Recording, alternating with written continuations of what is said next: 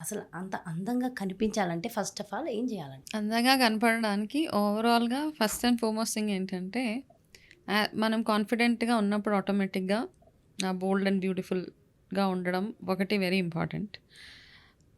చాలామంది ఏంటంటే, ఈ బ్యూటీని బేస్ చేసుకొని వాళ్ళ పర్సనాలిటీని బిల్డ్ చేసుకుంటారు. హ్మ్. ఓకే. వాళ్ళ కలర్‌ని బేస్ చేసుకొని, ఓకే. కొంచెం డార్క్ స్కిన్ ఉంటే వాళ్ళకి కాన్ఫిడెన్స్ లో అయిపోయి నలుగురిలో ఎళ్ళరు. ఫెయిర్ ఉన్నవాళ్ళు అట్లా అనేసి ఇవన్నీ కాన్సెప్ట్స్ ఉన్నాయన్నమాట. అయితే ఇక్కడ ఒకటేంటంటే నాకెప్పుడు ఎక్కడ ముచ్చట అనిపిస్తదంటే వాళ్ళు ఎట్లా ఉన్నా వాళ్ళని వాళ్ళు చాలా బోల్డ్‌గా క్యారీ చేస్తారు చూడు. నన్ను మించినోళ్ళు లేరు అన్న ఆ! టైప్‌లో ఉంటారు కదా! అది ఫస్ట్ చాలా చాలా అవసరం ఎవరికైనా కానీ any women for that matter. హుహు. సెకండ్ థింగ్ ఏంటంటే, మనం వెల్ గ్రూమ్డ్‌గా ఉండడం చాలా అవసరం. ఓకే. అందంగా కనిపించడం అంటే ఏదో ఫెయిర్ స్కిన్ ఉండడమో, లేకపోతే పళ్ళ వరస బాగుండడమో, లేకపోతే సిల్కీ హెయిర్ ఉండడమో అట్లా కాదు. మనం ఎలా ఉన్నా ఒక ట్రాన్స్‌ఫర్మేషన్ పీరియడ్ ఉంటది ప్రతి ఒక్కళ్ళకి. ఓకే.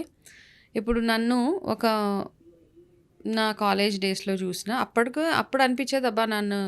నేను బాగా రెడీ అవుతాను అనిపిస్తది. కానీ అప్పటికి ఇప్పటికి కంపేర్ చేసుకుంటే ఆ!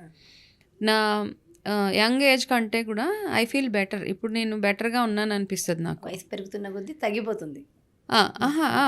యాహ్! అవును. నాకు ఎట్లా అనిపిస్తదంటే నేను అప్పటికి ఆ ఫోటోస్‌కి, ఈ ఫోటోస్‌కి కంపేర్ చేసుకుంటే అరే! అప్పటికంటే నేను ఇప్పుడు బెటర్‌గా ఉన్నానా అని అనిపిస్తుంటే హ్మ్. ఆహ్, చాలా మందికి అట్లా అవుతదనమాట.